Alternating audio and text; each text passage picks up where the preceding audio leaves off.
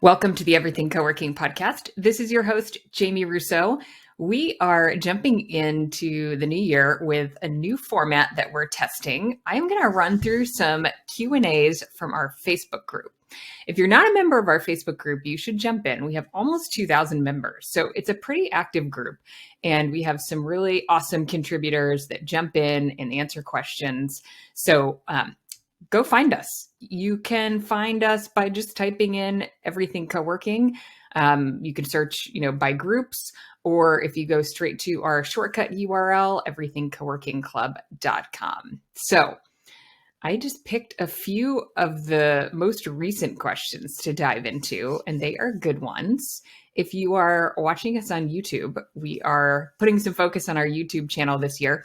You can find us on YouTube, and my screen is up. You can see the questions. You can see some of the comments that are being added. So here we go. Question number 1 that we're going to answer, and this is timely. Moy Chirem, I hope I'm saying that right, says, "Hello, everyone. We are working on some management agreement deals with landlords in Mexico City. Does anyone have a management agreement draft that you could share with us? Thanks." Moy, awesome news. I think there's so much opportunity for this right now. We have folks in our management agreement course that are working on deals all over the country and apparently in Mexico City. So congrats, that's awesome. Here's what I would say about using someone else's management agreement draft. Not a good plan, because you would then be sort of going down the rabbit hole of using an approach that is a fit for whoever it is that shared that with you, but not necessarily a fit for the deal that you're working on. Here's the thing about management agreements is no two deals are the same. So when you're negotiating a management agreement, it is really about what's important to you, what's important to the landlord. And no landlord is going to be the same. So they will have certain priorities, certain interests, access to different capital, the ability to fund different aspects of the project. So what you want is all of the negotiation points. So every aspect of a deal that get negotiated. And then you want to understand what the possible terms are that you might negotiate and what the trade-offs are for each of those points. So that way you sort of have this sample outline that you work from, and you understand each point that you want to go through and discuss with your landlord and how that might come out. And it's going to come out differently for every single pair, right? Because again, some things will be important to the landlord and they won't budge. And some things they'll say, okay, that's fine. Let's do it this way. Let's do it the way you want to do it here. So you don't want to start with someone else's agreement. What you want to start with is what gets negotiated and what are the sort of range of terms that are appropriate here. So anything from who pays for the furniture to what's the profit split to who pays for the build out to, I'm trying to think of what else. Lots of aspects. I haven't looked at our list in a while. So little plug, I partnered up with Michael Abrams, who is a real estate expert. He's been a developer. He's been a landlord. He's been in the flex industry. And we created a course on management agreements, and module 3 covers exactly what you just asked for, which is that sample. How do we work through the negotiation point? So that's what I would do. I think it's really, really risky to start with someone else's agreement because it'll focus you on where they've anchored in their negotiations versus what's possible. Okay, I'm going to stop that one there. So, operations plan, booking plan. I wanted to jump into, okay, I thought this one had some funny responses. So, Carrion DeHaan, I hope I'm saying that one right too. She posted yesterday, "Hey everyone, I'm curious to find out how other co-working spaces manage their phone booths or their call rooms. Or better, what phone booth, call room policy do you have in place? Is there a max time each member can reserve the booth? Are there a certain amount of phone booth hours included in a membership? And do you charge a fee if members exceed those hours? How do you prevent someone from occupying the booth for hours and hours on end? Looking forward to hear about other phone booth policies. Thank you in advance. Okay, we had some good conversation here. So Jerome Chang, who's one of our group experts, jumped in. He runs a brand called Blank Spaces. He is an OG. He's been on the podcast in the past. He says we put a remote switch to be able to blink or turn off the lights, which, if that's true, is completely hilarious. I can just picture his team at the front, like flipping that switch and saying, okay, time's up. You need to get out. That's a lot to keep track of. Yeah, so Carrion responded and said, that's a good one. And how long will the lights blink? Jerome said, it's manual. How often you'd like to blink? Jerry Stuckert. I heard another owner mention that they have some phone booths without chairs in them at a stand-up desk, and then people naturally exit after a bit because they're standing up for so long. I was thinking about a good mix of each, but you're bringing up a good topic. Carol DiGiovanni says, we charge by the quarter hour for phone booth use, and it's reserved through our member portal.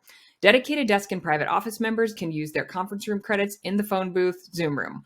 We're still so new, but we've had no issues with someone staying in the phone booth for an unreasonable amount of time. Okay, so I love this. All three good solutions. You might do a combination of each or figure out what works for you. Here's what I would say. If you are pre-opening, this is something you really want to think about, and you really want to be intentional about what your policy is going to be, and you want to stick to it. Because if Carrion is already open, and I suspect she might be, the challenge she's going to have is managing change, right? It's hard to manage change with our members. They get used to things, they get used to unlimited access to the phone rooms, and then they feel like we're taking something away from them when we make a change or put a policy in. But sometimes we have to do hard things. So I love a mix.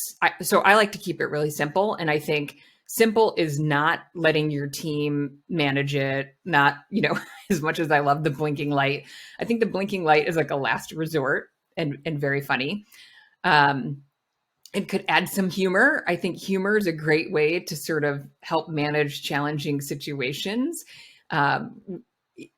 which our community managers have to do all the time, or our owner operators. So I like having a policy in place where you get some time in phone rooms. And I think this is what Carol is mentioning. Like, look, you get some included in your plan. You can use meeting room credits or you can use phone room credits. And here's the thing I love about this. You probably know this from your membership. Generally, like 80% of your members will not really use their meeting room credits.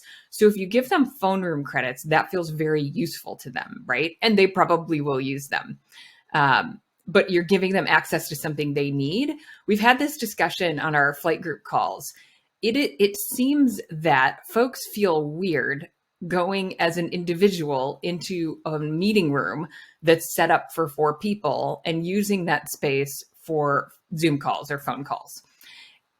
Oh, strange human behavior thing, but I think that is probably the case. And we talked about that seeming to be the case, and that it's great if you can give folks what feels like an individual phone room, which has good acoustics, and help them manage themselves in that room, right? So give them a way to book the room. You can set up your phone room as a bookable asset in your management platform, just like you do a meeting room. So if you're using Office R&D, Proximity, whatever it is you're using, set that up as an asset and let people book it. Now, the trick, and this is why maybe Jerome has his light flicker, is that you have to count on people getting out of there on time. And I know I have reserved phone rooms and I lose track of time, or I book it until noon, but my call ends at noon. And so now I'm, answering emails and winding down from my meeting or doing some follow-ups. And I don't realize I'm now 15 minutes into somebody else's reservation. Hopefully they're going to knock on the door or Jerome's going to flick that switch. You can manage that by having tablets. They do not have to be expensive iPads. They can be refurbished tablets inside of the room that shows both, inside. You can have them facing both ways, inside and outside. so that it's very clear who has the reservation. I think they can also be set to kind of blink. They're green when your reservation is in progress. They turn red when it's time for you to get out. So that's a little bit of an investment. It depends on how many rooms you have and whatnot. But that I've seen that technology work, and it works well. So I think given the volume of Zoom calls and phone calls that folks need to make these days, and if you are onboarding new members, it's probably the case that those new members have phone calls to make it really easy and really clear for them to book. I also think the other advantage of being able to book the time, even if they're paying for it in credits or just paying a fee, is that they have the peace of mind that they will have access to that room. So when I book phone rooms, there's a co-working space, I've mentioned this, that I go to.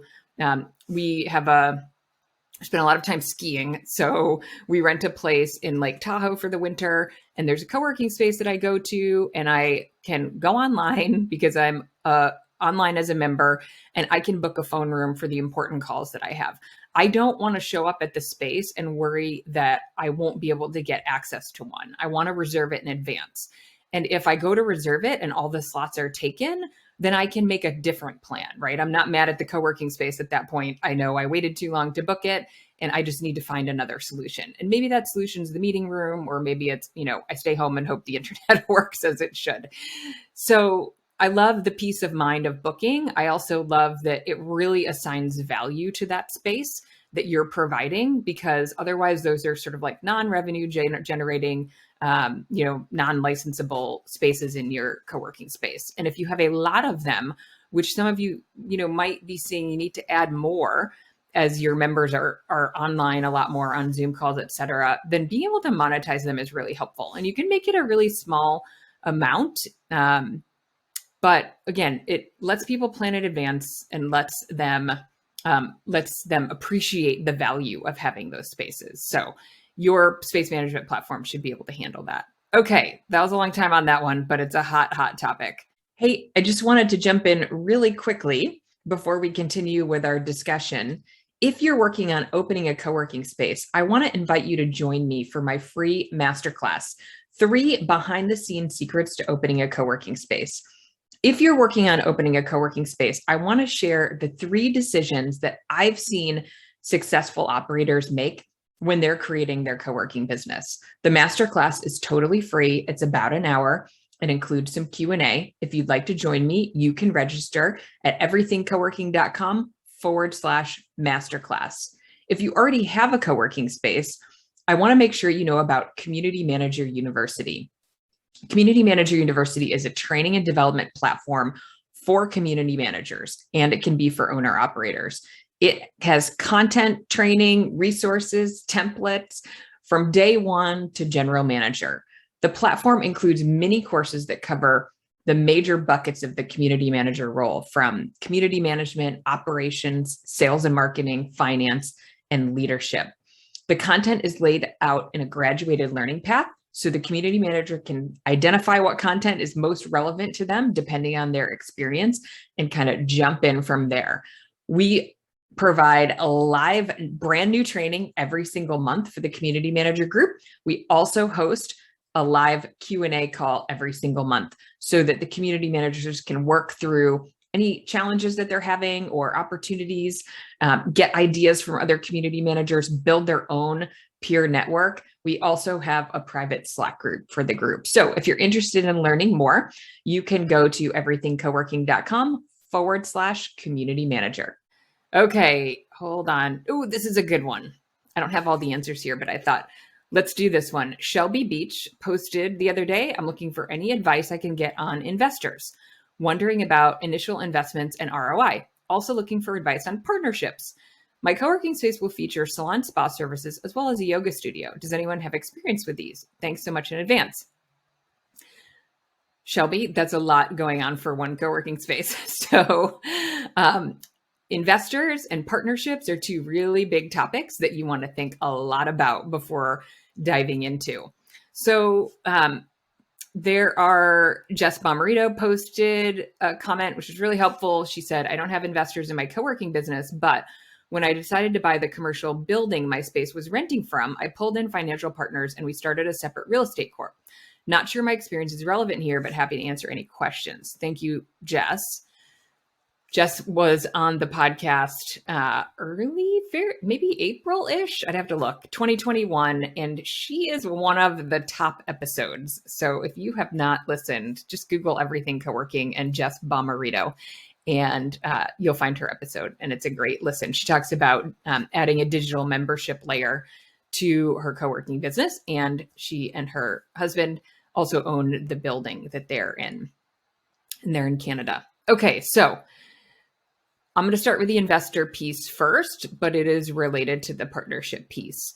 Make sure you know your numbers really, really well. So it feels like you maybe have a concept and you're going to include salon spa services and a yoga studio.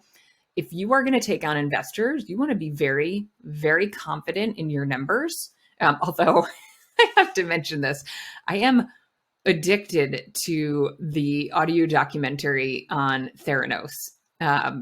Which was done, I think it's by ABC Audio. It's a podcast version called The Dropout, and I cannot stop listening to it for whatever reason. It just is a really interesting storyline, although they repeat a lot of their audio tape. But anyway, as I say, I'm really a big advocate of you need to know your numbers really well, and you need to believe in those numbers. And Theranos was all, a big farce, and they had $1 million partnerships with Walgreens and Safeway, and it was all a big lie. So there's that. But anyway, you want to know your numbers really, really well. You want to be conservative, and you want to know that you can hit those numbers. So this is like a really interesting balance if you're brand new at operating a space.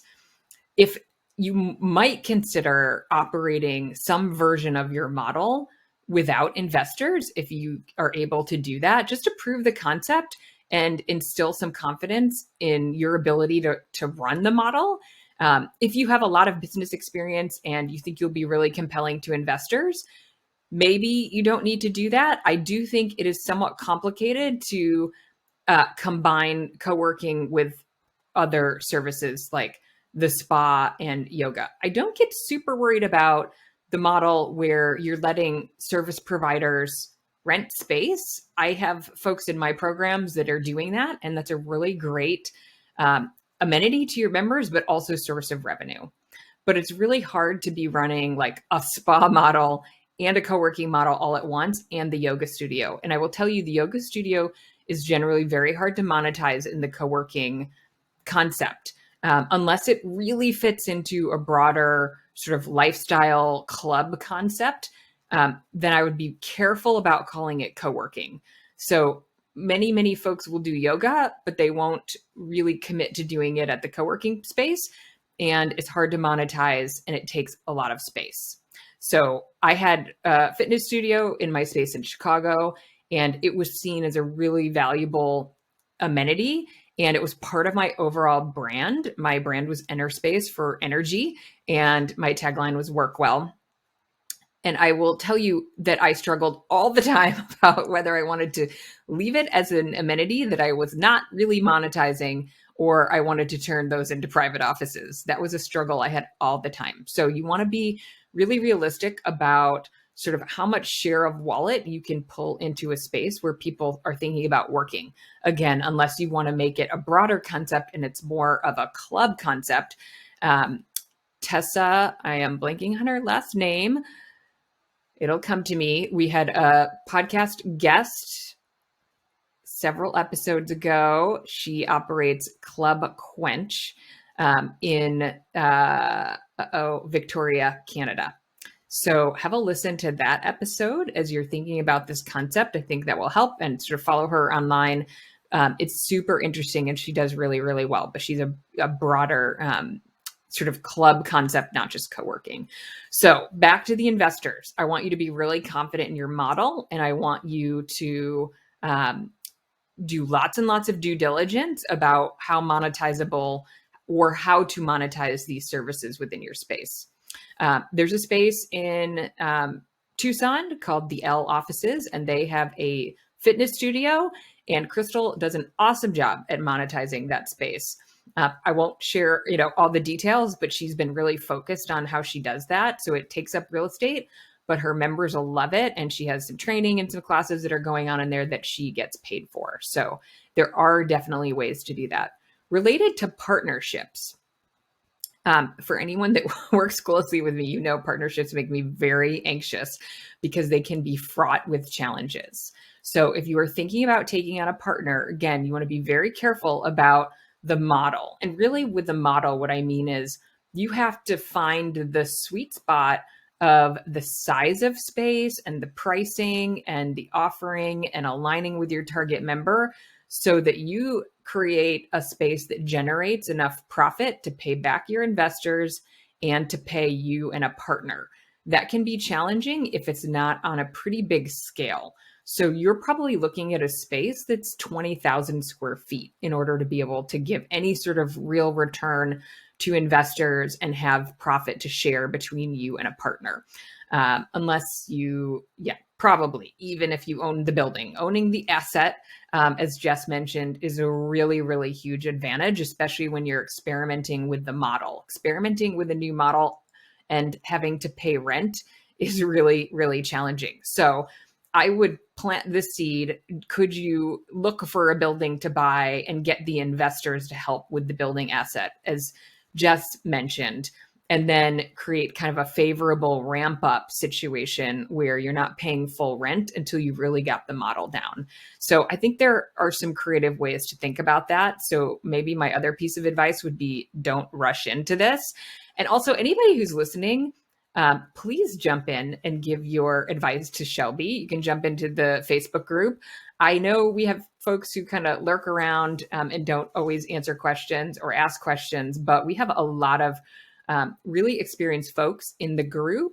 And if you have experience, with investors or partnerships and you want to share with Shelby, post in the group, or, you can DM Shelby as well. But we love it when you post publicly so we can all learn.